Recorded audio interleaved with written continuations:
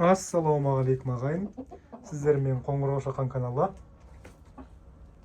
Бүгінгі видеомыздың тақырыбы осы тауық шаруашылығы арқылы ақша табуға бола ма деген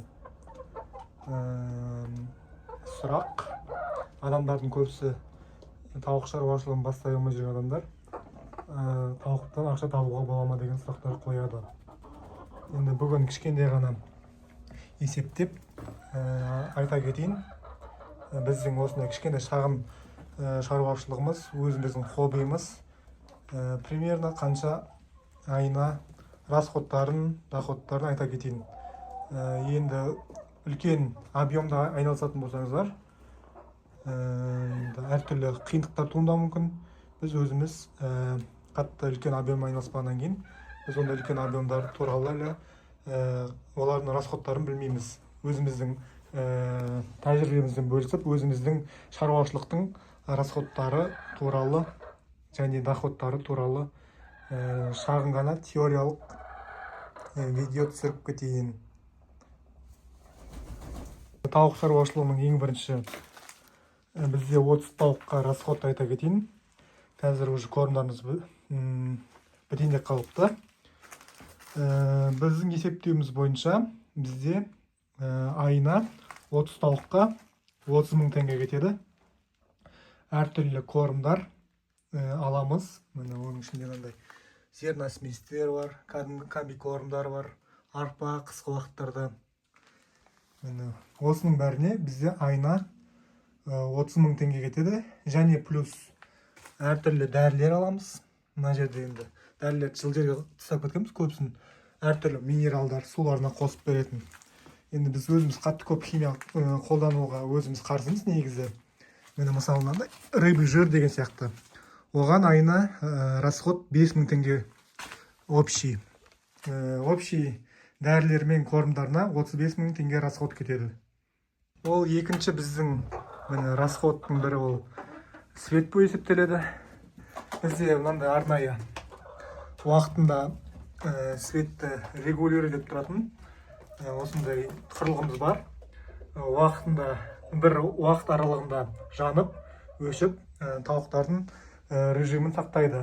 Бұл құрылғының бір жақсы сол, өзің келіп тауық қораның светін өшірмейсің, уақытында өшіріп, жағып тұрады.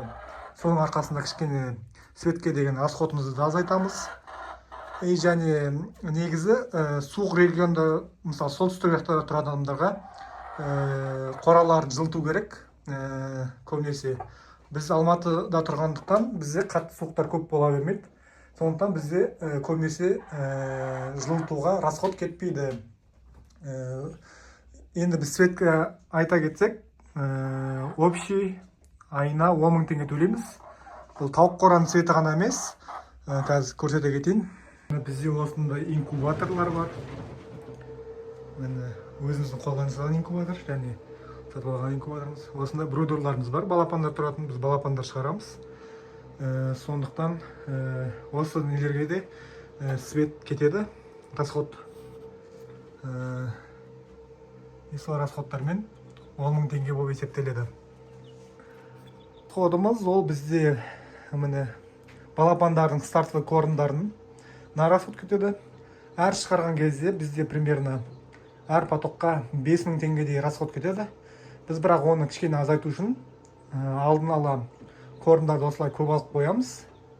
Әр кезде алып жүрмес үшін.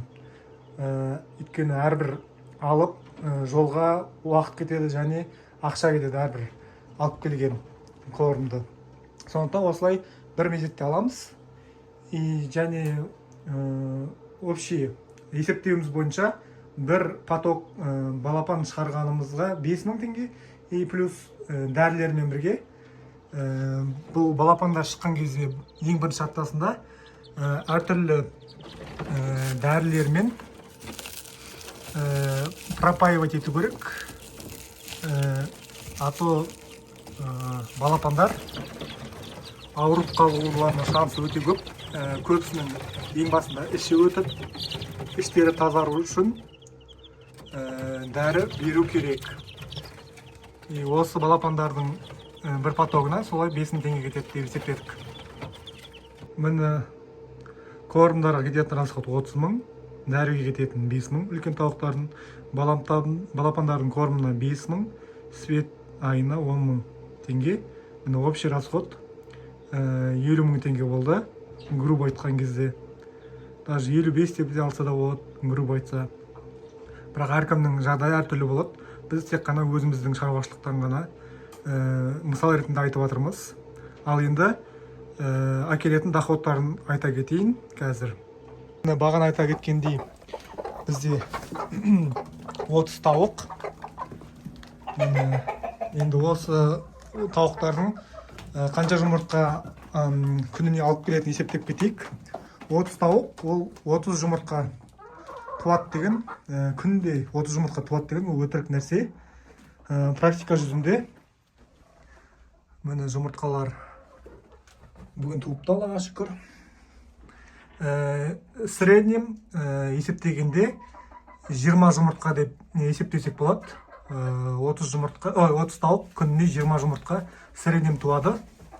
Енді бұл жұмыртқалардың келетін болсақ, бұл оплодотворенный жұмыртқалар. Біз бұны инкубацияға сатамыз, міне әтештер оплодотворить етеді. Енді бұл жұмыртқаның ең минимальный бағасын айтайын. Қазір рынок бойынша бұл жұмыртқаның бір штугы инкубаторға сататын болсаңыз, минимум 250 теңге сатасыз.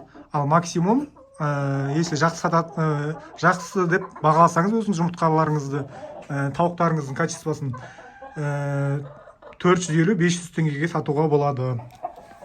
Енді айына есептеп кетейік. Міне бұл 30 жұмыртқа бізде, 30 тауық 20 жұмыртқадан туса айына бізде 6 жұмыртқа болып есептеледі. Біз бірақ 600 деп алмай қояйық, өйткені арасында жарылатындар бар, или неоплодотворенныйлар бар. Негізі 550 деп алсақ болады. Айына 550 жұмыртқа, или кейбір күндер тумай қалады кейбіреулері. 550 жұмыртқаны біз минимум 250 теңгеден сататын болсақ, 550 жұмыртқаны қазір есептеп. Минимум 550 жұмыртқаны біз 250 теңгеден сататын болсақ, айына 137.500 теңге алады екенбіз. Енді есептей келе, міне 137.500 теңгеден 50 мыңды алып тастасақ, чисты бізде 87.500 теңге қалады екен, чисто жұмыртқа сататын болсақ, инкубационный. Сіздер еще немесе біз сияқты екі түрінде сатсаңыздар болады. Жұмыртқаны да и нені де, балапандарды да. Біз есептейміз бойынша, мына жерде жұмыртқа мен балапандарды сататын болсақ, біз айына 250 штук балапанды минимум 500 теңгеден сататын болсақ, жаңағы балапандарды 125 мың теңге пайда көреткенбіз. Ал 300 штук жұмыртқаны 250 теңгеден сататын болсақ, 75 мың теңге пайда көреміз. Екеуін қосқанда 200 мың теңге чисто табамыз. И одан 50 мың расходты алып тастасақ, чисто 150 мың теңге табамыз. Мұны есептеу бойынша осылай. Бірақ практика жүзінде енді әртүрлі жағдайлар туындайды. Бұл тауықтар кейбір уақыттарда өздерін линкаға кіретін, тумайтын уақыттар болады. Немесе бір жағдай дұрыс емес болса, температура или свет тумай қалуы мүмкін. Сондықтан практика жүзінде енді бұл әрқашан всегда мен есептеуім сияқты болмайды. Бірақ сонда да негізгі пайданы есептедім деген ойдамын. Теориялық тұрғыда негізі осындай ақша табуға болады. Если тауықтардың жағдай жақсы болса, тауықтарымыздың жағдайы жақсы, Аллаға шүкір. Андай қызыл тауықтың жағдайы жақсы екен қаяқтан білуге болады. Гребешек торынан білсеңіздер болады. Қып-қызыл болып всегда нетіп тұрады. Аяқтары сап-сары болып тұрады. Енді ағайын, осымен шағын ғана видеомыз осымен аяқталды. сіздерге өте пайдалы деген ойдамын. Сау саламатта кездесейік.